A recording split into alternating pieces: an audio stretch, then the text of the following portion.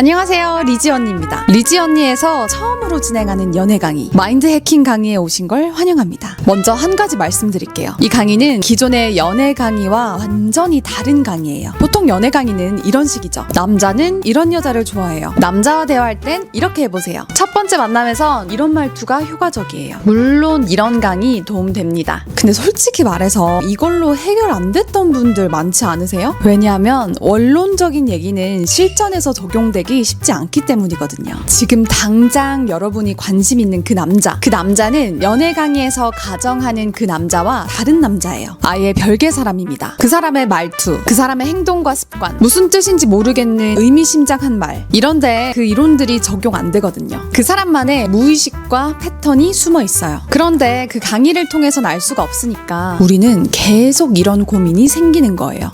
이 남자가 갑자기 왜 변했지? 왜 말은 그렇게 하고 연락이 없지? 그때 내가 뭘 잘못했나? 계속 헷갈리고 계속 혼자 감정을 소비하고 계속 같은 실수를 반복하게 되는 거죠. 왜냐하면 구체적인 원인을 모르기 때문이에요. 오히려 연애 강의를 들어서 더 헷갈리는 경우도 많고요. 그래서 이 마인드 해킹 강의에서는 여러분이 관심 있는 그 남자, 썸남이든 여러분의 전남친이든 바로 그 남자를 구체적으로 분석하는 방법을 알려드릴 거예요. 그리고 그걸 AI, 정확히는 챗GPT 같은 프로그램을 이용해서 나에게 딱 맞는 상담사로 만드는 법을 배울 거예요. 요즘 유튜브나 인스타 블로그 같은 데를 보면 연애 컨텐츠 진짜 많잖아요. 남자는 이런 여자를 좋아합니다. 썸 탈 때 이렇게 말해보세요. 그런 거 너무 좋지만 그게 내 얘기가 아니란 거예요. 우리 현실 속에 있는 그 남자는 세상에 딱 한 명밖에 없어요. 그래서 그 사람에 맞는 조언이 필요하죠. 감정 표현 잘하는 남자도 있고 무뚝뚝한 남자도 있고 MBTI T인 남자, F인 남자 각각 다르죠. 회피형도 있고 불안형도 있고 소심한 남자, 반대로 막말하는 남자, 너무 다양합니다. 그런데 이렇게 각각 다른 남자들을 향한 딱 맞는 강의는 어디에도 없습니다. 그렇다고 비싼 연애 상담을 매번 받기에도 어렵고 그 상담사가 내 상황을 100% 이해해 주지도 않죠. 친구들한테 물어봐도 친구들은 전문가가 아니기 때문에 그냥 공감만 해주거나 도움되지 않는 조언을 해줄 뿐입니다. 그래서 이 마인드 해킹 강의가 나온 거예요. 이 강의의 진짜 목표는 여러분이 마음에 두고 있는 현실 속의 그 남자를 최대한 정확하게 분석하는 방법을 배우고 그걸 바탕으로 여러분에게 딱 맞는 조언을 해줄 수 있는 AI 상담사, AI 분석가를 만드는 거예요. 이 챗GPT 같은 AI는 잘만 쓰면요, 여러분보다 여러분의 상황을 더 정확하게 알려줄 수 있어요. 감정에 휘둘리지도 않고 논리적으로 일관성 있게 정확한 판단을 해주는 겁니다. 그러니까 이 강의는 그냥 단순히 연애 컨텐츠를 소비하는 시간이 아니에요. 여러분만의 연애 분석 도구를 직접 만드는 시간이에요. 근데 이 도구는 앞으로 누구를 만나든 어떤 남자를 만나든 몇 년 뒤에도 계속 써먹을 수 있습니다. 평생 말이죠. 심지어 상대가 꼭 남자가 아니어도 돼요. 그냥 직장 동료, 동업할 사람, 같이 뭔가를 해야 할 사람을 분석할 때도 해당됩니다. 한번 배워두시면 평생 어떤 분야에서든 써먹을 수 있어요. 여러분이 누구를 분석하고 싶다면 말이죠. 특히 연애 고민 상담 같은 건 친구들한테 하기 좀 눈치 보이잖아요. 뭔가 내 약점을 드러내는 것 같고 창피하기도 하고. 하지만 AI 상담사, AI 분석가한테는 진짜 필요한 말과 내 상황에 맞는 조언을 들으면서도 남한테 의존할 필요도 없고요. 눈치도 전혀 볼 필요 없습니다. 그냥 여러분 본인이 주도적으로 상담 내용을 직접 받아낼 수 있어요. 그리고 단언컨대 이 정도로 AI를 정밀하게 연애에 활용하는 강의는 지금까지 어디에도 없었습니다. 잘 선택하신 거예요. 혹시 이런 생각 해보신 적 있나요? 챗GPT 좋다길래 써봤는데 별 도움 안 되던데? 당연한 말만 반복하고 이상한 소리 하던데? 남들은 잘만 쓰는 것 같은데 나는 도움 안 되던데? 실제로 많은 분들이 그렇게 느끼셨을 거예요. 근데 그건 여러분 잘못이 아니에요. 챗GPT 같은 AI는 일단 기본값이 무난하게 답변하기거든요. 왜냐하면 이 AI는 쉽게 말하자면 전 세계 모든 책이 들어있는 도서관 같은 거예요. 그래서 우리가 질문을 뭉뚱그려서 하면 이 AI 녀석은 가장 평균적인 아무나 읽어도 될 책 하나 줄게요, 이러면서 제일 무난한 답을 하나 꺼내주는 거예요. 여러분이 GPT한테 이렇게 말한다고 해볼게요. 맛있는 로제 파스타 레시피 알려줘. 그러면 GPT는 어떻게 반응하냐? 전 세계 어디서든 평균적으로 무난하게 먹을 수 있는 레시피를 줘요.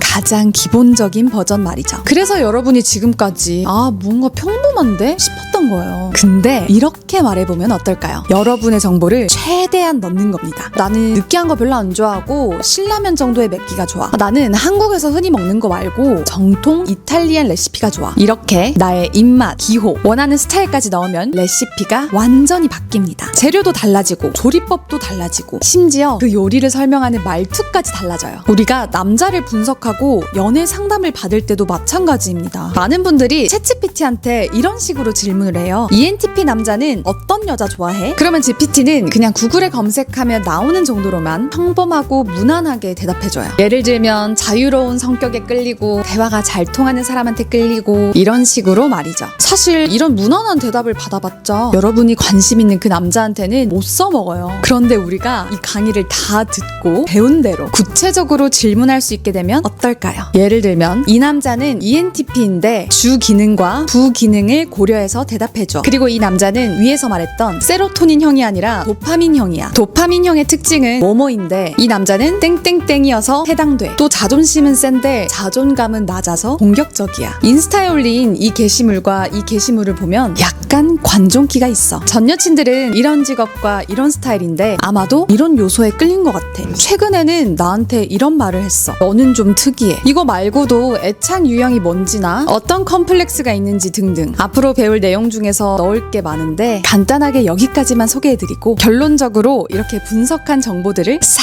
다 넣고 GPT에게 질문을 던지면 GPT는 이렇게 느낄 거예요. 아, 이 사람은 평균적이고 무난한 대답을 원하는 게 아니라 구체적이면서 전문적인 내용을 원하는구나. 그리고 이 남자에겐 이런 맥락과 배경이 있구나. 이렇게 상담사처럼 조목조목 상담을 해줍니다. GPT 같은 AI는 구체적으로 질문을 하거나 전문 용어를 써서 질문을 하면 그 질문의 수준에 맞게 대답을 해주거든요. 여러분이 질문할 수 있는 힘을 기르면 와, 이런 대답까지 받을 수 있구나 하면서 놀라실 거예요. 그래서 이 강의에서 두 가지를 동시에 해드릴 거예요. 마인드 해킹 강의에서는 사람을 분석하는 기준과 도구에 대해서 배울 겁니다. 방금 말씀드린 MBTI 외에도 도파민형인지 세로토닌형인지 자존감과 자존심을 어떻게 구별하는지 애착 유형을 어떻게 구별하는지 컴플렉스와 SNS 사용 패턴, 전 연애 패턴 이 외에도 총 10가지 이상의 분석하는 기준을 배울 거예요. 그리고 두 번째로 그 정보를 AI에 넣어서 정확하게 분석하는 법까지 배웁니다. 질문의 구조를 짜는 법, 분석의 흐름을 짜는 법, 답변이 추상적으로 나왔을 때 되묻는 법, 전문적으로 물어보는 방법, 그리고 고급 질문법까지. 많은 분들이 GPT는 누구나 쓸 수 있다고 생각하지만 진짜 자기 상황에 맞게 똑똑하게 쓰는 사람은 거의 없습니다. 이 강의를 들으시면 여러분은 앞으로 진짜 필요한 순간마다 혼자서도 유료 상담 이상의 상담을 받으실 수 있을 거예요. 그리고 연애 상담뿐만 아니라 여러분이 어떤 문제를 해결하고 싶을 때 어떻게 접근할 수 있는지 AI 활용법 전반에 대해서 배울 수 있을 겁니다. 아, 이 남자가 왜 이런 말 했지? 싶은 순간에도 GPT한테 정확하게 물어볼 수 있는 사람은 아, 지금 이 남자는 방어 기제 때문에 이러는 거예요. 이거는 회비형이 감정을 들켰을 때 하는 행동이에요. 지금은 리드하고 막 연락하기보다는 감정이 흔들리게 두는 게 더 유리해요. 이런 구체적인 대답을 받을 수 있게 됩니다. 여러분, 남자 마음 헷갈리고 그럴 때 친구들한테 하소연하고 유튜브 보면서 막 이 사람 얘기도 듣고 저 사람 얘기도 듣고 그래서 더 헷갈리고 타로 보러 가고 사주 보러 가고 신점 보러 가고 그런 고민의 루틴에서 벗어날 수 있어요. 결론적으로 여러분, 이 마인드 해킹 강의는 사람을 보는 기준을 배우고 AI를 진짜 내 편으로 만드는 현실 밀착형 연애 분석 도구 그리고 연애 상담사를 완성하는 과정이에요. 정말 재밌을 거예요. 그럼 이제 본격적으로 다음 강의에서 뵙겠습니다.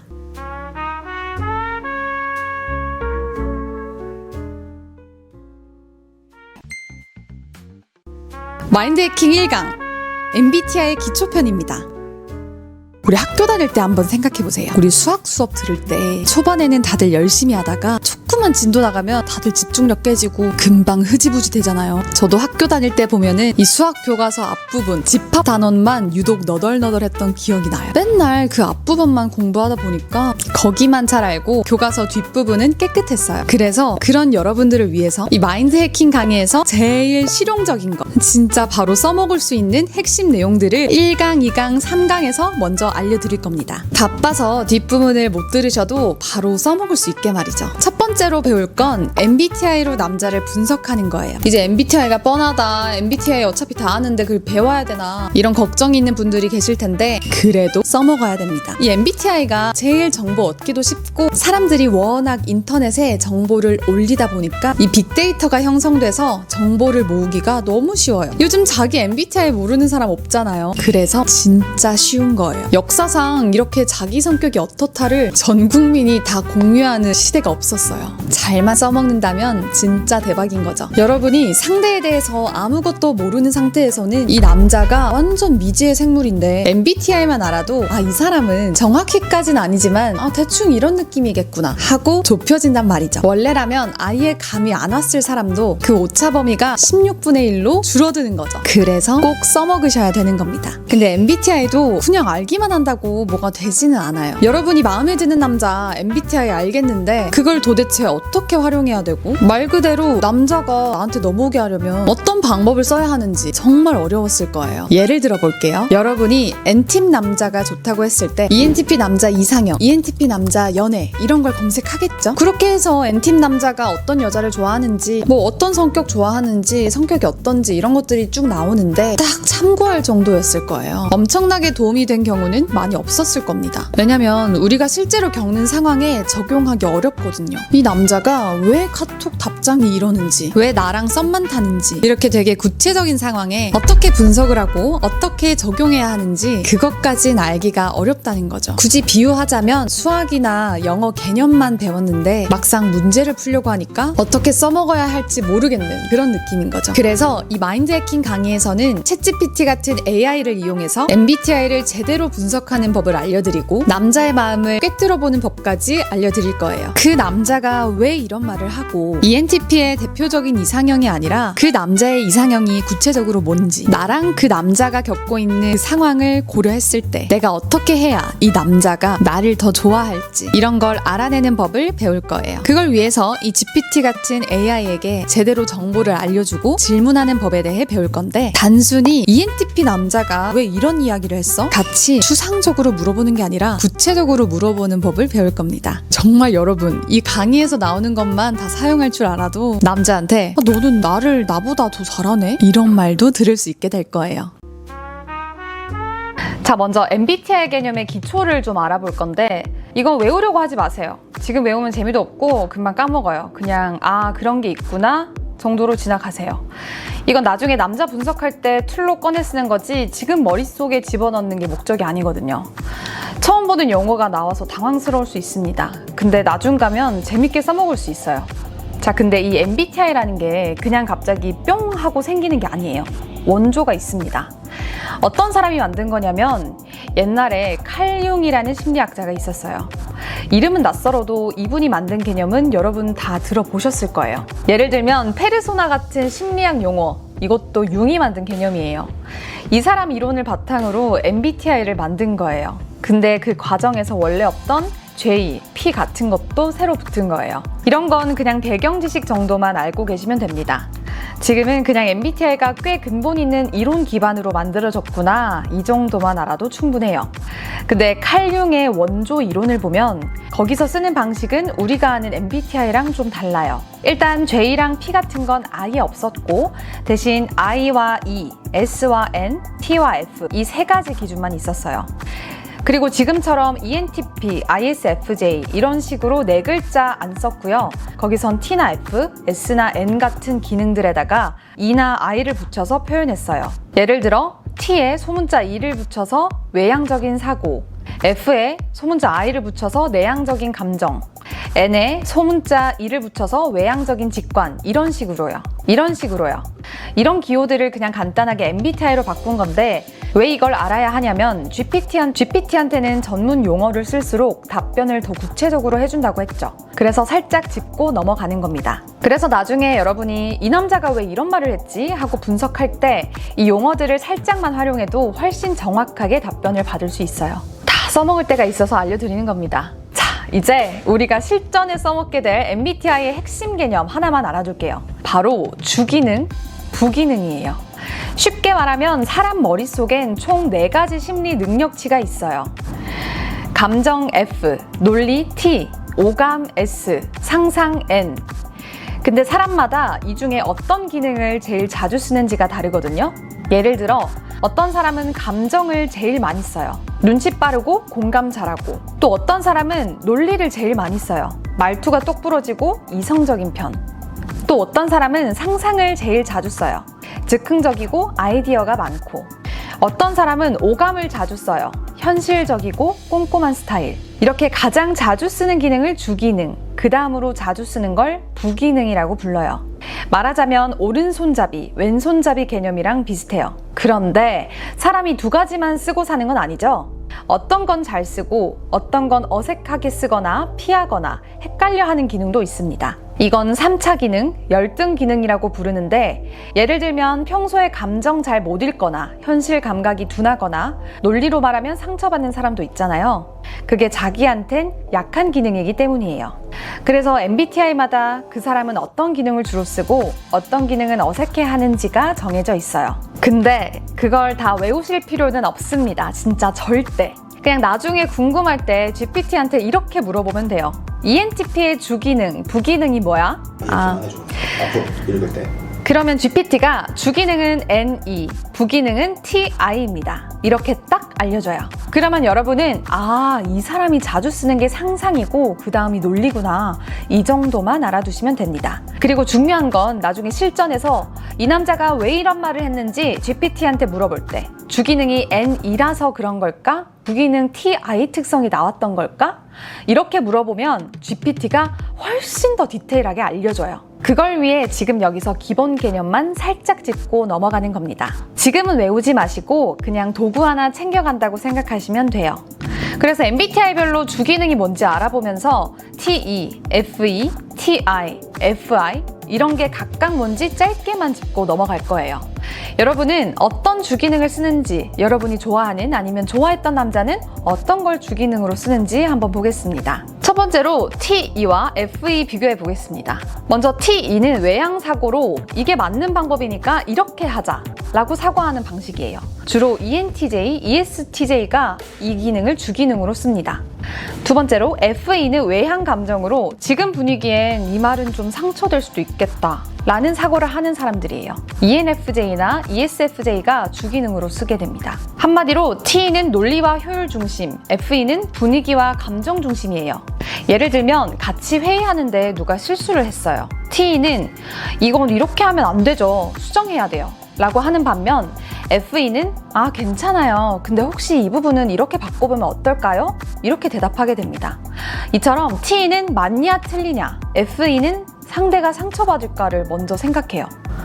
두 번째로 TI와 FI의 비교입니다. TI는 내향 사고로서 내 논리에는 이게 말이 안 돼 라고 생각하는데요. INTP나 ISTP가 주기능으로 이 기능을 쓰게 됩니다. FI는 내향 감정으로서 난 이건 아닌 것 같아. 내 기준엔 좀 그래. 라는 생각을 하는 기능이에요. INFP와 ISFP가 주 기능으로 쓰게 됩니다. 이처럼 TI는 머릿속으로 논리 체계를 중심으로 하는 반면 FI는 내 안의 가치관과 감정이 기준점이 됩니다. 예를 들어 TI는 누가 말을 이상하게 하면 그건 구조적으로 틀렸잖아 라고 하는 반면 FI는 그건 뭔가 마음에 안 와다. 진심이 아닌 느낌이야 라면서 TI는 머리로 판단하는 반면 FI는 마음으로 판단하게 됩니다. 다음으로 NE와 SE 비교입니다. NE는 외향 직관으로서 이거랑 저거랑 연결하면 재밌겠는데? 라는 사고를 하는 기능인데요. ENTP와 ENFP가 주기능으로 이 기능을 쓰게 됩니다. SE는 외향 감각으로서 지금 분위기 진짜 좋다. 음악도 좋고 사람도 많고 이런 사고를 하는 기능인데요. ESTP와 ESFP가 주기능으로 이 기능을 쓰게 됩니다. 이처럼 NE는 아이디어, 가능성, 상상을 하는 반면 SE는 지금 이 순간, 오감, 현실 감각에 집중을 합니다. 예를 들어 NE는 대화하다가 아이디어가 막 떠오르는데요. 그 아이디어를 보고 그거 유튜브로 만들면 대박 날 듯 이런 식으로 얘기를 많이 합니다. SE는 당장 보고 듣는 것에 반응하는 편인데요. 와, 이 케이크 진짜 맛있다 이런 반응들을 많이 하는 게 SE라고 볼 수 있습니다. 이처럼 NE는 가능성을 보면서 상상하고 SE는 눈앞에 있는 것들을 바라봅니다. 마지막으로 NI와 SI 비교입니다. NI는 내향 직관으로서 이 상황 뭔가 느낌이 와. 결국 이렇게 될 것 같아. 라는 사고를 하는데요. INTJ와 INFJ가 주기능으로 이 기능을 사용합니다. SI는 내향 감각으로서 예전에 나 이런 거 한 적 있어. 그땐 이렇게 했지. 라는 사고를 하는데요. ISTJ, ISFJ가 주기능으로 쓰게 됩니다. 이처럼 NI는 직감과 통찰에 집중하는 반면 SI는 기억과 익숙함에 초점을 맞춥니다. 예를 들어 NI는 이 사람 겉으론 괜찮아 보여도 좀 수상한데 처럼 직감과 통찰에 관한 멘트를 자주 하는 반면 SI는 전에 이 식당 왔을 때 이 소스가 더 진했는데 처럼 기억과 익숙함에 대한 말들을 많이 합니다. NI는 숨은 흐름을 보고 SI는 과거 데이터로 비교하는 거죠. 그럼 MBTI 기초는 여기까지 하시고요. 여러분, 이 정도 이론이면 충분해요. 걱정하지 마세요. 그럼 바로 다음 강의에서 실전 분석까지 알아보겠습니다.